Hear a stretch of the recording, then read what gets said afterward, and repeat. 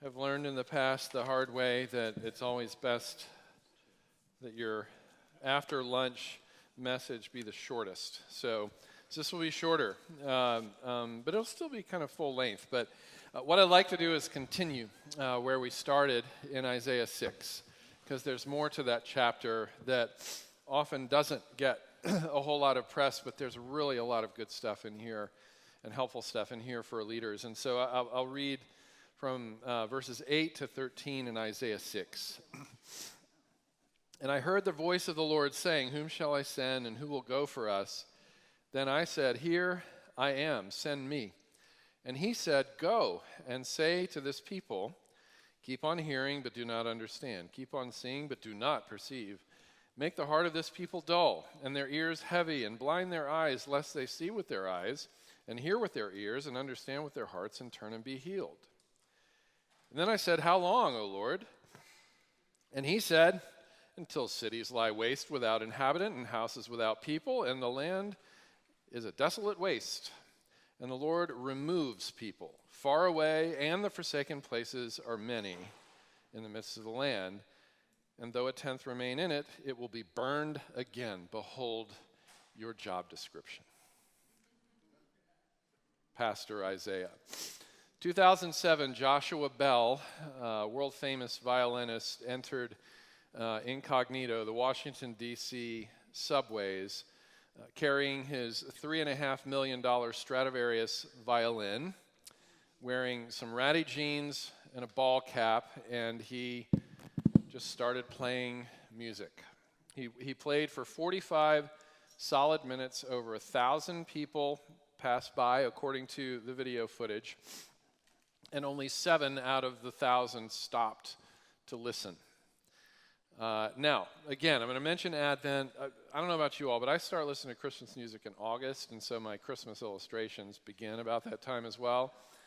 But very soon, there's going to be Advent music everywhere, and this year we're going to be in the shopping malls like we weren't in the shopping malls last year, and so we're just going to be inundated with all of this music that is permissible once a year for the incarnation of Christ and the robust theology of the person and work of Christ to be amplified in the public spaces. And like the DC subway with Joshua Bell, there are going to be mixed reactions. Most people are just going to walk by ambivalent, bored, disinterested. Some people are going to stop and listen and take it in. So the gospel is like this. The gospel is like the greatest music that's ever been played. The greatest truth in all of history. The Word became flesh and made his dwelling among us full of grace and full of truth. And to those who received him, he came to his own did not receive him, but to those who did receive him, to them he gave the right to become daughters and sons of God. The coming of Christ changes the trajectory of individual lives, households, communities, and entire civilizations. And still people pass by. Some people even get hostile because what's in the scriptures, the truth that has been delivered once and for all to the saints, is a threat to the status quo. For people who get serious about it, it becomes a threat to the status quo.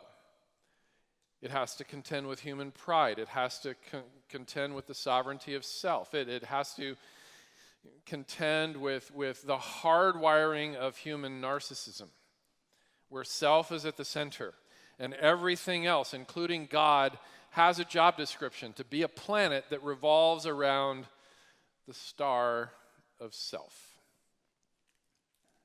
Now, Isaiah is this exceptional communicator, and I don't know if you caught it at the end, but it says, "A tenth remain."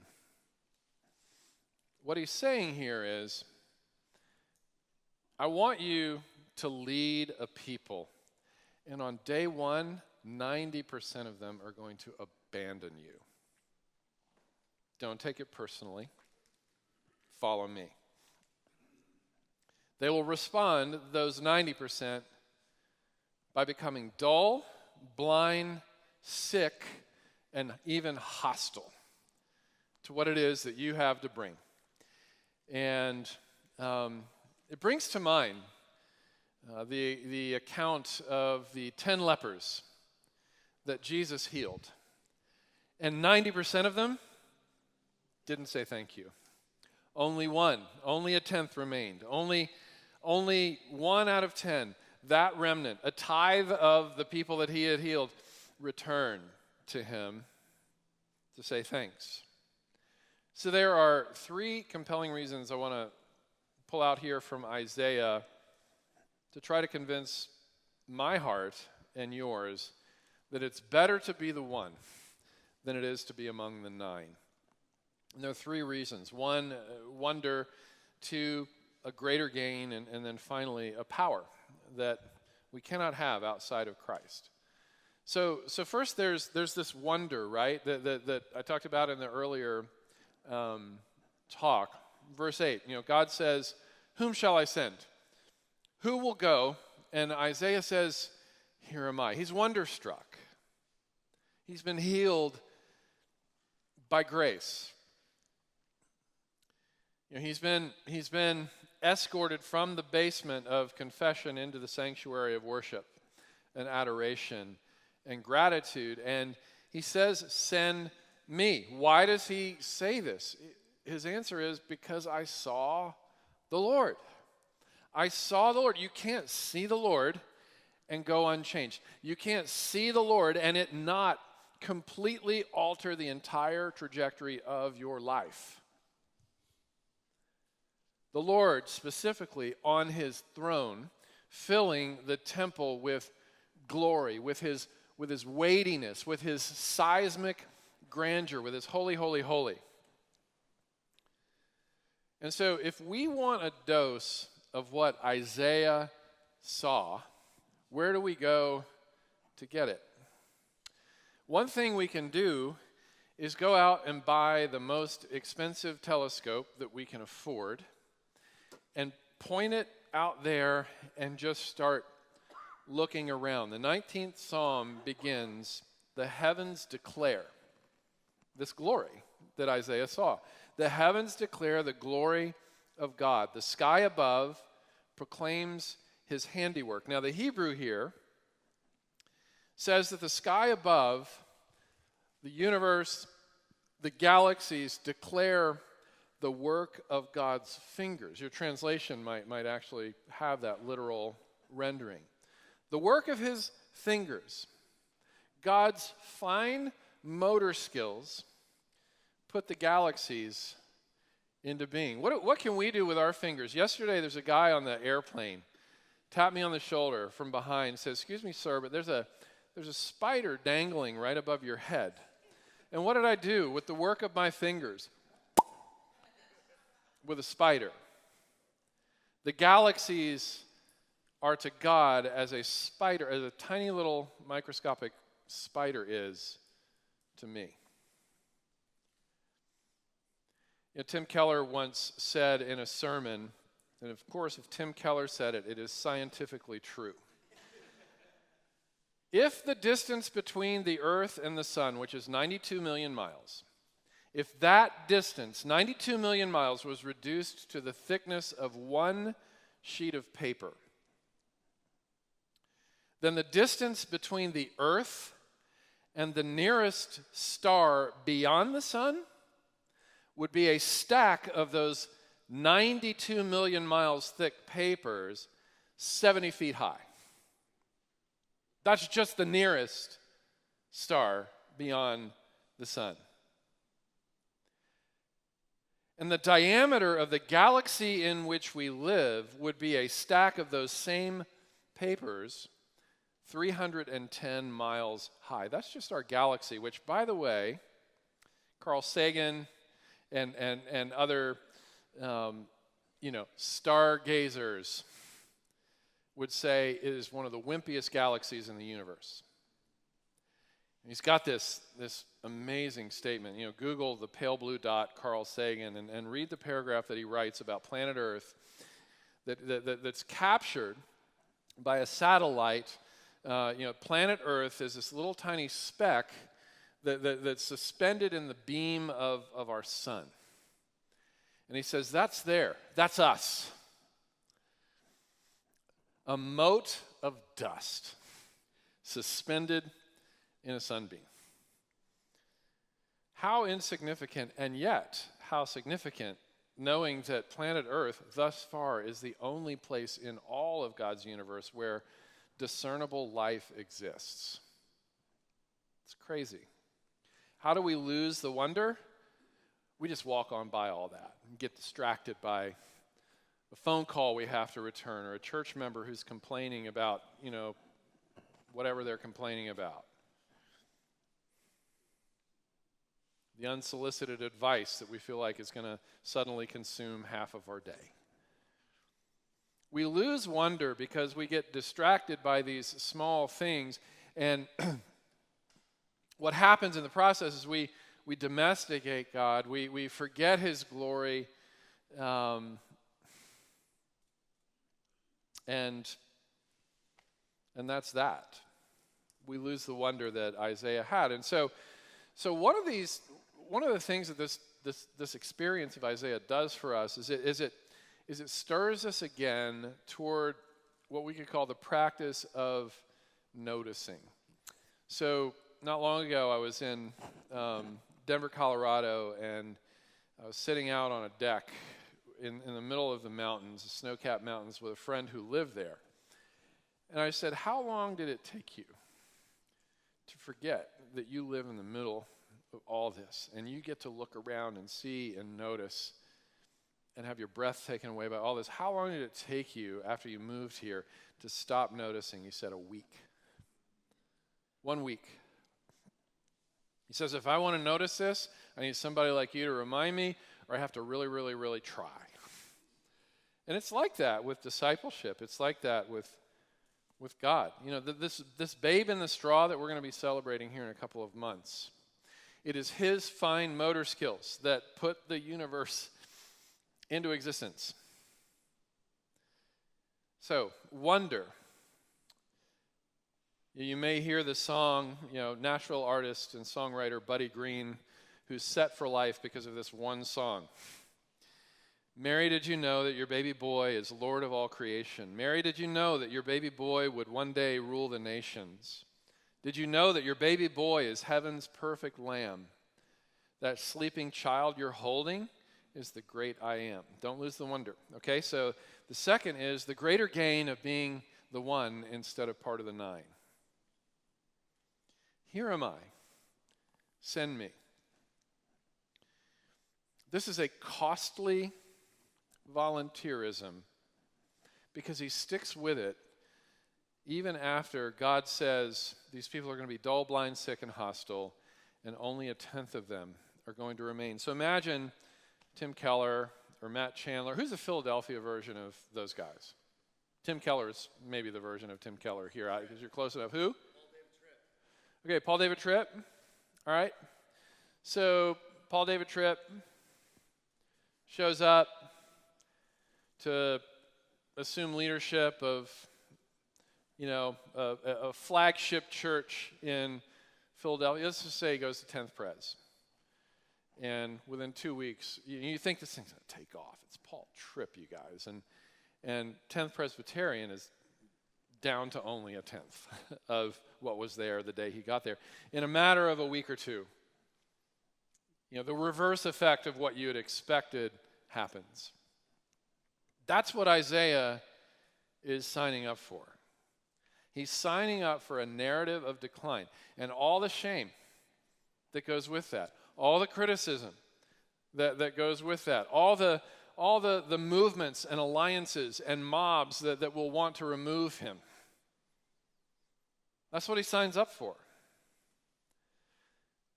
Isaiah, and this is so significant because his life before he was called was the life of a prodigy. He was royalty. He was the nephew of a king.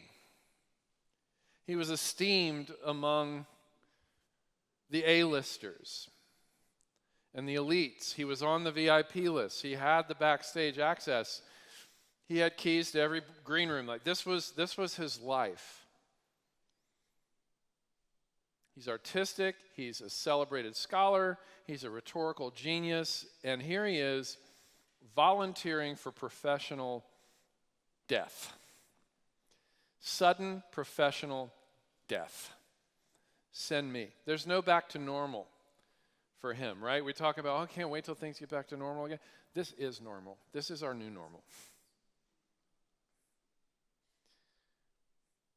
And there's going to be some other version of a global or national or local crisis that gets added to the 57,000 more variants of COVID that are now going to be part of our lives moving forward.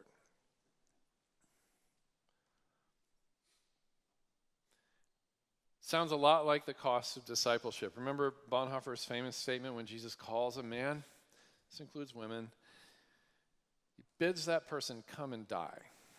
And that's what Isaiah exemplifies here. He lets go of so much. You know, this is the sign that somebody has crossed over from death to life. This is a sign that somebody has the Holy Spirit. This is a sign that somebody's a new creation. There are identifiable, precious things that person has given up permanently. And maybe it's not, you know, the access to all the elite circles that Isaiah had that this person gives up. Maybe it's a habit of lying, or a habit of gossiping, or a habit of holding on to grudges and not forgiving and not seeking reconciliation, a habit of lacking empathy toward those who hurt and suffer and are marginalized. Maybe this person has given up divorce plans that they were so committed to at one point. This person has given up freedom on Sunday mornings. This person has started giving up 10% or more than 10% of their income on a regular basis. Discipleship is marked and authenticated by permanent change. And of course, we all have our areas of struggle. We all have our areas of besetting sin, weakness, and slowness to be transformed, which in some ways is God's way of keeping us feeling needy for grace. But if somebody has become a disciple of Christ, there are going to be identifiable things that are different, that have been given up permanently, that were there before. And there'll be other things that are embraced permanently that weren't there before.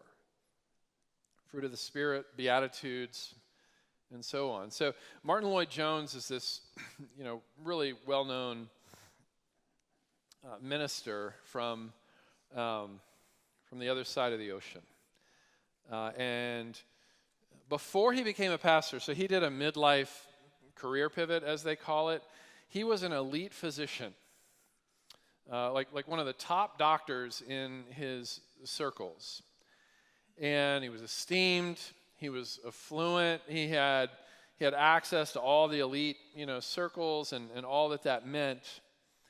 And then he accepted a call to the ministry, got his training, and the first call that he took was to a church in an economically poor fishing community on the shores of Wales.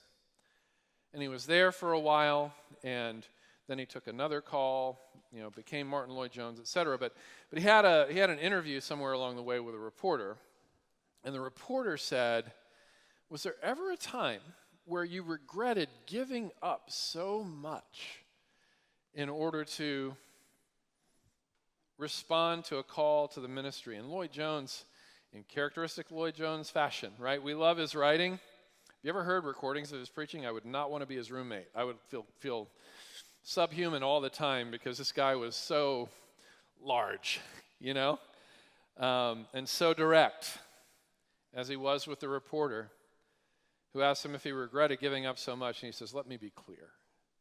I gave up nothing, and I gained everything." must have been spending some time with Isaiah. It takes an otherworldly, God-given perspective to see things that way. The point is not that it's better and more virtuous and more godly to be a minister than it is to be a physician. We all have, hopefully, a robust enough theology and doctrine and vision for the integration of faith and work to understand that if anybody is engaged in any kind of meaningfully creative work or meaningfully restorative work, they are just as much doing the work of God as a minister is. Okay, we all understand that. So we're not saying being a pastor is better than being a doctor or whatever. The point from the Lloyd Jones anecdote is that there is no greater commitment than any person can make, whatever their circumstance, whatever their vocation. There's no greater, more significant, more seismic commitment than somebody can make than learning the secret of contentment that Paul talked about. And did you ever notice, I can do all things through Christ who gives me strength. Like, we know how that's been misused, right? It's like not a soundbite, for, we're going to win this game because Christ is with us. Or we're going to, make a good score, get into this Ivy League university because Christ is with us. We can do all things. We can succeed the American way through Christ who gives us strength. Christ couldn't be more anti-American. He couldn't be more anti-American. Where the center of our universe is self. Where the dream is to get bigger and stronger and better and win at the Darwinian game where the strong eat the weak.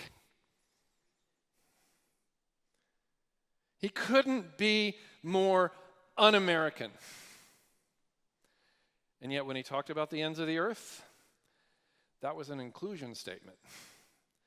For people like us, we're self-centered people like us with our self-centered churches and our self-centered mission statements and our self-centered strategies to beat the other churches and to get a bigger market share of Christians in our community, forgetting about all the non-Christians that are there. Much easier, much lower hanging fruit in the middle of a pandemic where everybody hates their church and everything else to woo market share instead of winning people who don't have Christ. The secret of contentment. None of that was in the notes. That's bonus material. So, the secret of contentment. Paul talked about this, and we can't miss it. He says, I've learned how to face two things. I've learned how to face living with nothing. And I've also learned how to face living with plenty. Maybe an Ecclesiastes statement there. I've learned to face it. Joseph Son says that 95 people, I don't know where he gets his statistics, but it's good sermon material. 95% of people end up passing the test of adversity. And 95% of people end up failing the test of prosperity. Isaiah is passing both. He passes the test of prosperity by being willing to be open-handed with it. By being willing, should God call him to give it up. To give up 90% of his brand new congregation immediately. To give it up. To not have prestige. To be that invisible pastor that Eugene Peterson talks about, who lives that long obedience in the same direction, which is not a Peterson quote, it's a Nietzsche quote that Peterson, co-opted as a clever book title. God's truth is everywhere, you guys. So Isaiah passed the prosperity test by being open-handed, and he also passed the adversity test by being close-handed with the call that God had placed on his life. I'm not budging. Here am I before you tell me what my calling is, and here am I after you tell me how crappy it's going to be. Here am I. Send me. I am my beloved's, and my beloved is mine. The Lord is my shepherd, and that's all I want. Better to have Christ and nothing else than to have everything and not Christ. That was his demeanor. I mean, Mary says this, right? The young virgin, probably about 13 years old. You're going to be wearing the scarlet letter in your community for the rest of your days. They're going to think that you and Joseph were fooling around. He's never going to be able to be an elder. He's never going to be able to be a man of stature in the temple. You're going to have this scarlet letter on you. Then you're going to bury your boy. He's going to be really young. And you're going to be so brokenhearted. May it be to me as you have said, Lord. 13 years old. And we complain that youth group doesn't have fun enough games for our 13-year-olds. Leaving the church because youth group isn't fun enough. Look, youth group will never be able to compete with this. Never. You're always going to lose. You're always going to lose to YouTube. Always. You need something bigger. Something more transcendent. Shadrach, Meshach, and Abednego about to get thrown into the fire by Nebuchadnezzar. Our Lord will deliver us from this fire, O king. We will not bow down to your statue of yourself. Our Lord will deliver us, but even if he doesn't, we will be true. Jim Elliot, before his death, before he was speared to death by the tribe that he had shared the gospel with, said, "He is no fool who gives what he cannot keep to gain what he cannot lose." That's where the power is. Okay, so that's the last word. The job description looks terrible to a contemporary American minister. They don't teach us this stuff in the church planning and church growth courses. They don't teach the glory of loss. How many of you that went to seminary had a class called The Glory of Weakness?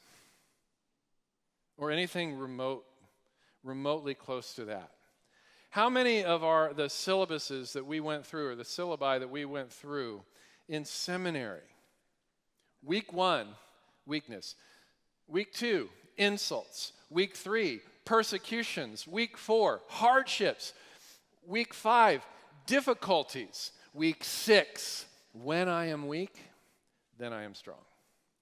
Because that's when the power of God rests on me. That is why I will more gladly delight in my weaknesses.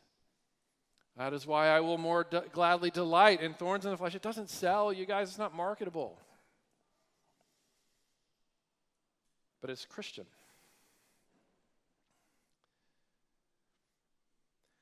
His job description looks terrible. His optics are weakened. He is personally defeated, but like Paul, he's given by God this redemptive imagination that maybe we have become primed for like we never have before in the 20 months that we've just been through and all that's gone with that in our communities. He learns the power of resilience, perseverance. How long, O Lord, he asks, and the answer that the Lord gives is, until cities lie waste without inhabitant, and houses without people, and the land is a desolate waste, and the Lord removes people far away, and forsaken places are many. That's how long. Translation, there's going to be no discernible payoff to your ministry in your lifetime. None. I mean, for me, I was telling the guys at breakfast today, like, we're going through some crap storms right now in my local context coming out of the 20 months that we've been through. Like, there's malice and misinformation traveling in the community of every single Christ-centered church in America, I'm convinced, right now. Malice and misinformation. And you are called to metabolize that. And to be the grown-up in the room, which is so hard sometimes, to be the grown-up in the room.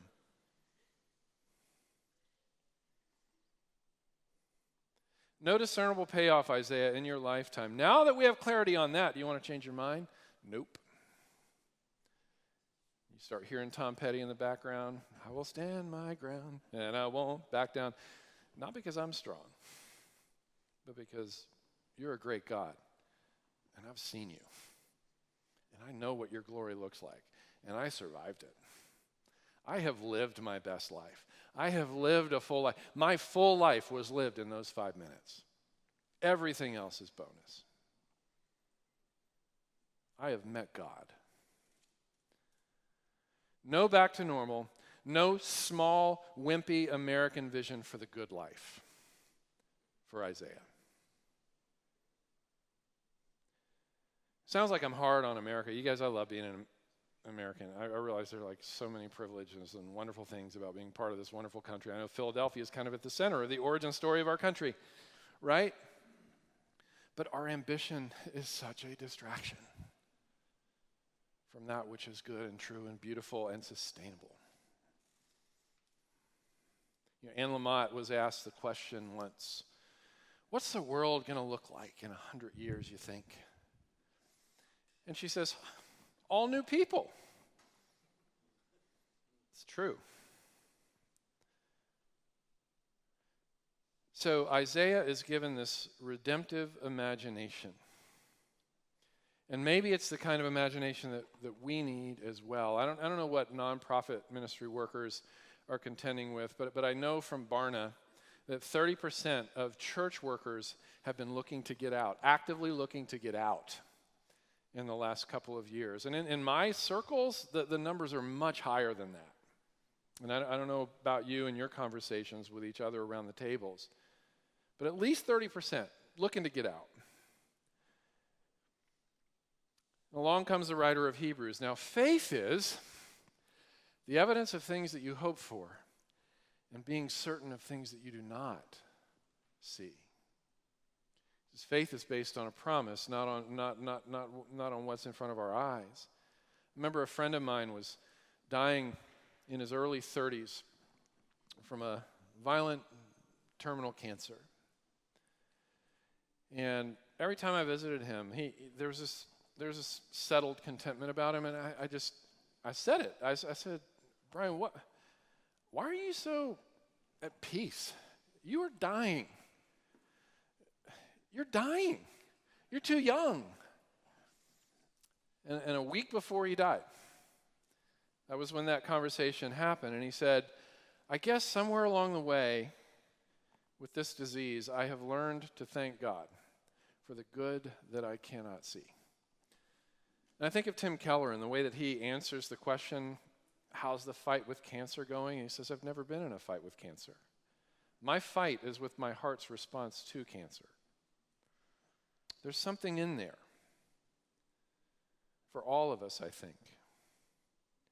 You know, how do you thank God for the good you can't see in the midst of turmoil and even death? The only way is to remember the good that we can see. And for Isaiah, it was right here, verse 13. A tenth remains. You still have a people.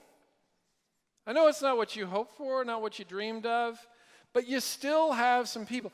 And I can come home after a day of, being in the trenches of ministry, and I can say, there's this, and there's this, and there's this. And my wife's like, all right, tell me 10 good stories. Tell me 10 beautiful stories of what God's doing. You just told me 3, now you got to tell me 10 good and beautiful ones. And it's actually rather easy to come up with those 10 good stories. Just like Mariah Carey, she says, I can hear 1,000 praises and 1 criticism, and that 1 criticism will completely obliterate the 1,000 praises in my mind. And we're the same with redemption stories in our own ministries. We're the same. We're, one little whiny Republican or one little antagonistic Democrat can completely ruin our day. Meanwhile, somebody just told us 3 days ago, if it weren't for your church on the internet during the pandemic, we would not still be married. I was told that a week ago. Or if it weren't for your church, I would be dead. I would have taken my own life had I not heard that 3 minutes of what the music director said between songs on October 17th, 2020. Changed my life.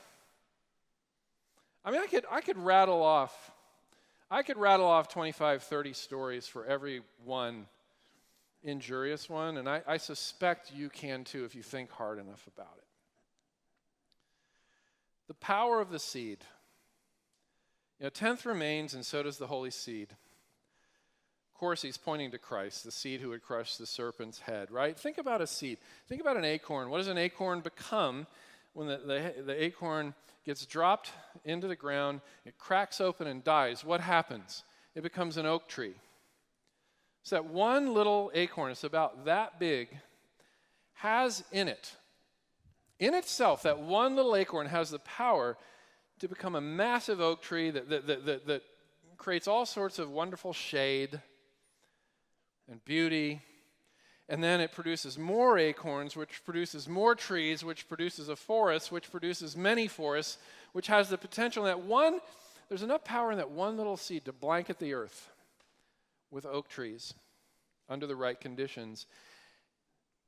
And then the oak tree, if you take one of them and you carve the wood just right, you cut the wood, you chop it, you get fire for warmth in the wintertime, you get joists for a house, and lumber for shelter. You get instruments like Joshua Bell's Stradivarius in the Washington, D.C. subway that day, which everybody except a few ignored.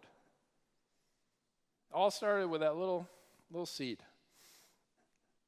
$3.5 million Stradivarius was just part of a tree that came from a little seed.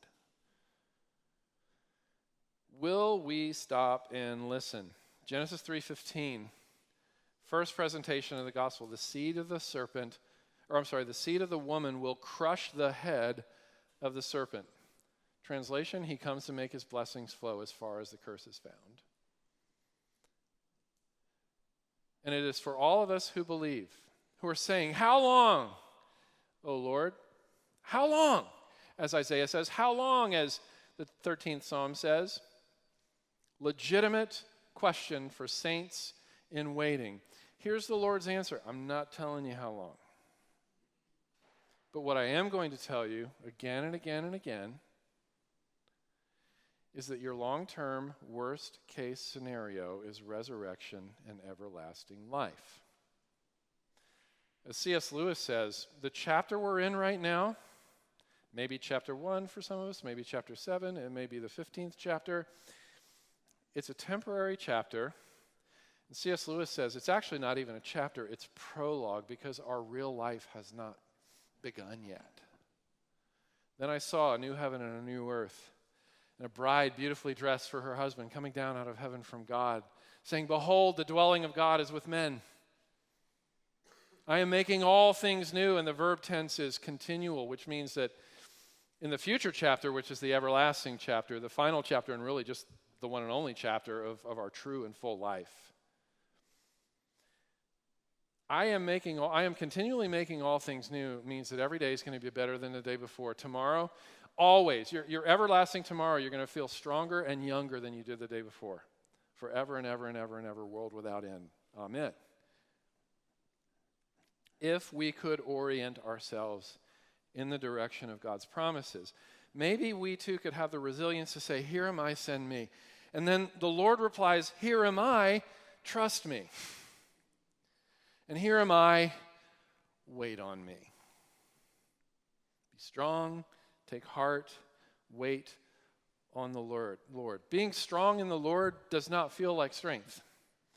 Pastor Joe Novenson said that the feel of faith is not the feel of strength, but the feel of dependent weakness. And it is because God loved Isaiah, not because he didn't, that Isaiah had a hard as hell life and ministry. It's like when you wake up, new heaven and new earth, it's going to be like waking up from a nightmare, right?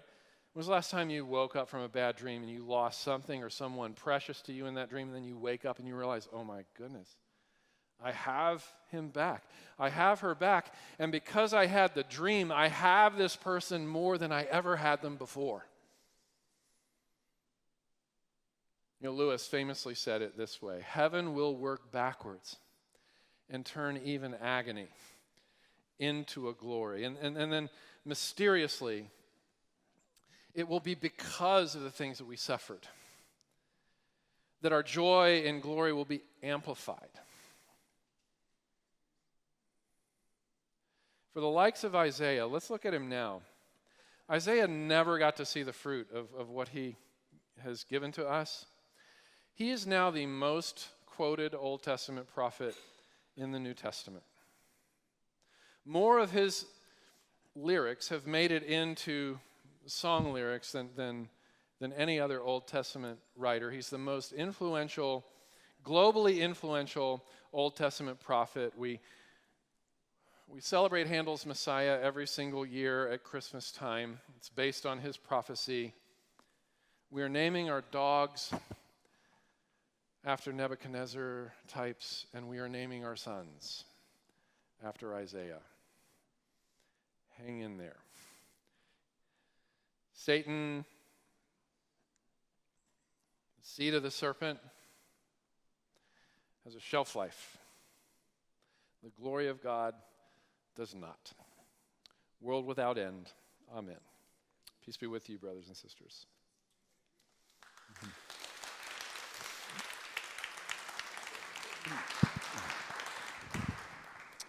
Thank you so much, Scott. I'll tell you what, we're a little bit past the time that we promised to be finished. So why don't we do this? If you really need to leave. Can we just open up for a couple of questions for you? Absolutely. But if you need to go, there's no holding you back. But we understand. We just went a little bit over. So does anybody have any questions for Scott? Yes, Chris.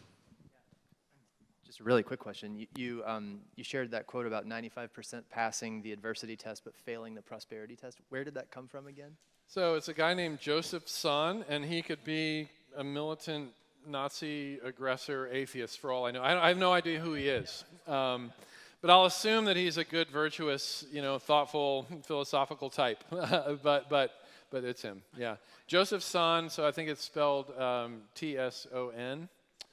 And I'm not sure how he spells his first name. All right, one or two more. That's it. Who's got a burning question?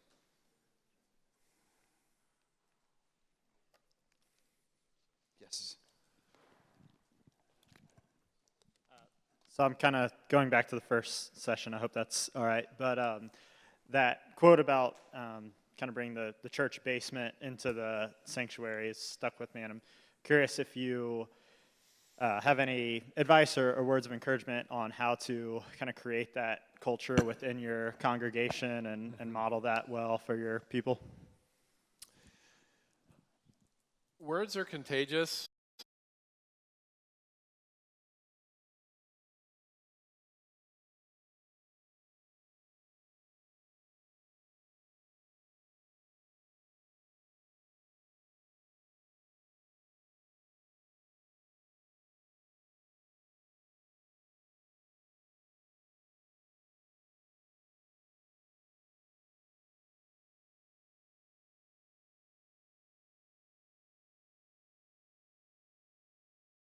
In an alcoholic in an AA meeting and say this is the person's first time to show up. What gives them the courage to eventually tell their story is hearing others tell a similar story and experiencing a solidarity with other people by hearing their stories that they were not able to experience when they were in isolation and stuck in addiction. And so I think that works the same way in a church or parachurch or ministry environment where people are going to follow our lead, right? They talk about, leadership experts talk about how the culture of the entire ministry, and this probably feels like a lot of pressure for a lot of us, but the culture of the entire ministry will eventually almost mirror the personality and attributes of whoever's leading the organization, whether it's one person or a group of people. And so people are going to receive their cues from their leaders. And so to figure out what it means to be transparent in a way that points to Christ, to be open about our own, wrestlings with sin and suffering in a way that points to Christ, over time who knows? People might be inching up from the basement saying, is it safe up there? Can I be real up there? Are people getting real up there? The other thing, and this is the brilliance of Tim Keller, he says if you want people in a certain kind of person in your community, talk to them in your sermons before they even are there. If you want non-Christians there and you have no non-Christians, speak as if the room is 50% full of non-Christians. Like, talk to the room according to what you believe God wants the room to be in a year from now or 5 years from now. And people start inviting people and, hey, I want you to hear what this guy's saying, and I want you to hear how he's saying it, because I want what's best for you as my friend. And so whatever that looks like in our different communities. Scott, thank you so much. Let's give Scott another hand. Really appreciate it.